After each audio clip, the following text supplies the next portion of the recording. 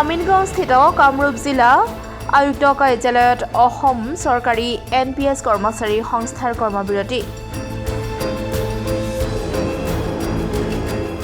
অসম চৰকাৰী শিক্ষক কৰ্মচাৰী শ্ৰমিক সমাজৰ অৱসৰকালীন সুৰক্ষাৰ স্বাৰ্থত এই প্ৰতিবাদ।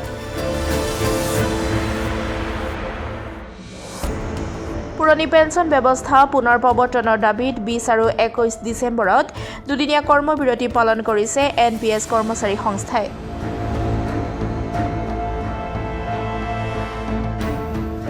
কামৰূপৰ 10,000 NPS কৰ্মচাৰীয়ে উপস্থিতিৰ বহীত স্বাক্ষৰ কৰি কৰ্মস্থলীৰ বাহিৰত অৱস্থান গ্ৰহণ কৰি দুয়োটা দিনতে চৰকাৰী কামত অসহযোগ কৰি সাব্যস্ত কৰিব প্ৰতিবাদ।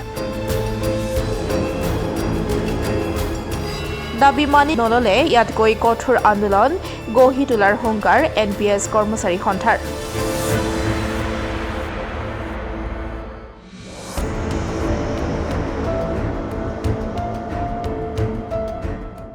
জিলা প্ৰশাসনৰ কিয় এই ধৰণা?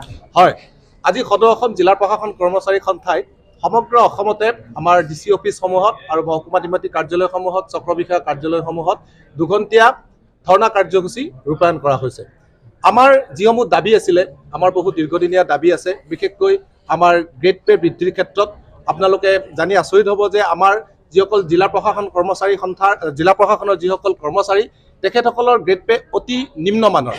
6,200 গ্ৰেড পেত আমাৰ কৰ্মচাৰীসকলে কাম কৰি আছে আৰু আমি চৰকাৰক বহুবাৰ আমি অতি বিনম্ৰতাৰে নিবেদন কৰি আছোঁ যে আমাৰ গ্ৰেড পে বৃদ্ধি কৰিব লাগে, কিন্তু চৰকাৰে এই ক্ষেত্ৰত কোনো ধৰণৰ গুৰুত্ব দিয়া নাই। এই সন্দৰ্ভত বিভিন্ন সময়ত চৰকাৰৰ লগত বহু আলোচনা হৈ গৈছে। বিত্তমন্ত্ৰী পৰ্যায়ত, মুখ্য সচিব পৰ্যায়ত চৰকাৰৰ অন্যান্য শীৰ্ষ আমোলাসকলৰ লগত আলোচনা হৈ গৈছে, কিন্তু চৰকাৰৰ ফালৰ পৰা কোনো ধৰণৰ আমি সমাধান পোৱা নাই। সেইকাৰণে যোৱা 3 ডিচেম্বৰ তাৰিখে শোণিতপুৰ জিলাত হোৱা সদৌ অসম জিলা প্ৰশাসন কৰ্মচাৰী সন্থাৰ কেন্দ্ৰীয় কাৰ্যনিৰ্বাহকত সিদ্ধান্ত লোৱা হয় যে 21 তাৰিখ আৰু 22 তাৰিখ অৰ্থাৎ আজি আৰু অহাকালি আমি দুদিনীয়াকৈ ধৰ্ণা কাৰ্যসূচী ৰূপায়ণ কৰিম।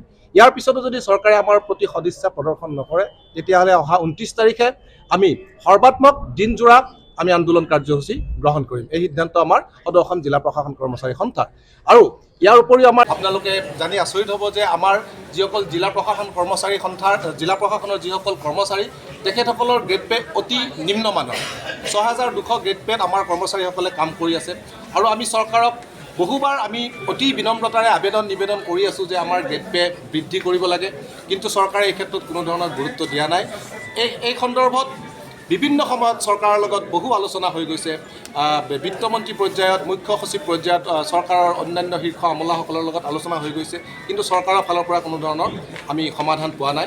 সেইকাৰণে যোৱা 3 ডিচেম্বৰ তাৰিখে শোণিতপুৰ জিলাত হোৱা সদৌ অসম জিলা প্ৰশাসন কৰ্মচাৰী সন্থাৰ কেন্দ্ৰীয় কাৰ্যনিৰ্বাহকত সিদ্ধান্ত লোৱা হয় যে 21 তাৰিখ আৰু 22 তাৰিখ অৰ্থাৎ আজি আৰু অহাকালি আমি দুদিনীয়াকৈ ধৰ্ণা কাৰ্যসূচী ৰূপায়ণ কৰিম।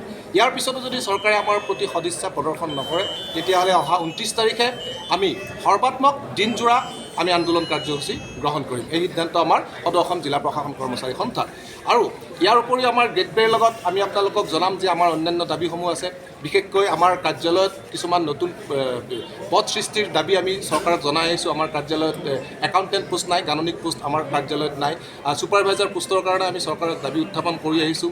জাৰীকাৰকসকলৰ 3% যি দৰমহা, সেই দৰমহা আজি 2016 চনৰ পৰাই আমাৰ জাৰীকাৰকসকলক দিয়া নাই, সেই দাবী আমি জনাই আহিছোঁ।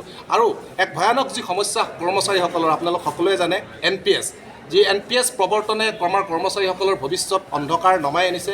এই NPSৰ পৰিৱৰ্তে সকলো কৰ্মচাৰীকে OPS প্ৰদানৰ দাবীও আমি চৰকাৰক জনাই আহিছোঁ।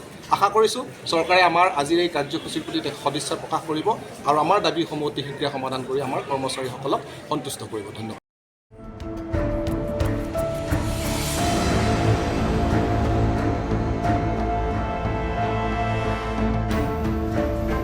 Bureau report, democratic Assam.